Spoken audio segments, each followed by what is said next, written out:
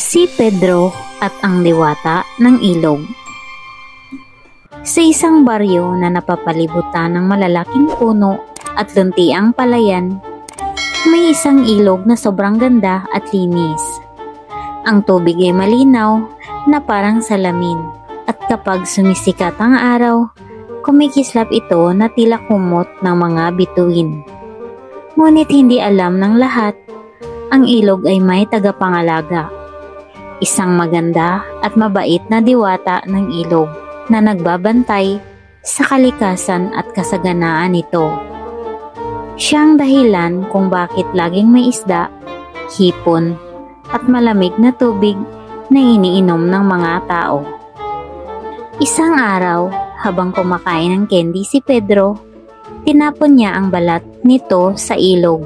Nakita siya ng kanyang lola at pinagsabihan, "Pedro, huwag mong dumihan ang ilog. Diyan tayo kumukuha ng inumin at pagkain." Ngunit nagkibit balikat lamang si Pedro. "Lola, maliit na basura lang naman, hindi makakasama." Unti-unti, sinundan ito ng iba pang bata. Basta matapos silang kumain ng tinapay, chichirya o inumin sa plastik, diretsyong sa ilog itinatapon. Isang gabi, habang mahimbing ang lahat, lumabas ang diwata ng ilog mula sa tubig. Mahaba ang kanyang buhok na kasing itim ng gabi at ang kanyang kasuotan ay gawa sa kumikislap na agos ng tubig. Lumapit siya sa mga bata sa kanilang panaginip. "Bakit niyo ako dinudumihan?" tanong ng diwata na may malamig na tinig. Nagulat si Pedro. "Sino ka?" "Ako ang tagapangalaga ng ilog na inyong minamahal. Kung patuloy ninyo akong dudumihan, mawawala ang aking biyaya. Wala ng isda, wala ng malinis na tubig." Ngunit hindi naniwala si Pedro.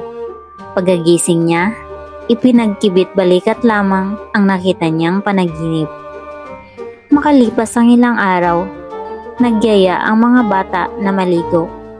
Ngunit nagulat sila, ang dating malinaw na ilog ay naging kulay putik, mabaho ang amoy at wala ni isang isda.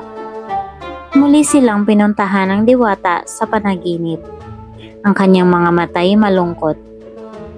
"Ito na ang bunga ng iyong ginagawa. Ang ilog ay sugatan at kayo mismo ang sumisira sa tahanan nito." Doon lamang naintindihan ni Pedro ang kanyang kasalanan. Kinabukasan, tinawag niya ang kanyang mga kaibigan. "Halika, linisin natin ang ilog. Kung tayo ang nagdumi, tayo rin ang mag-aayos." Bit-bit ang mga sako at panungkit, sabay-sabay nilang nilinis ang ilog. Tumulong din ang mga matatanda. Inabot sila ng isang linggo at doon, unti-unting bumalik ang linaw ng tubig. Lumabas muli ang diwata ng ilog, nakangiti.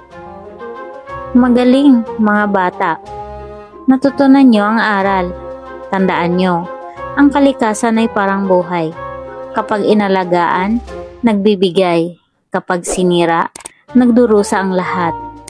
Mula noon, naglagay sila ng basurahan sa pampang at laging pinaalalahanan ng mga nakatatanda ang mga bata.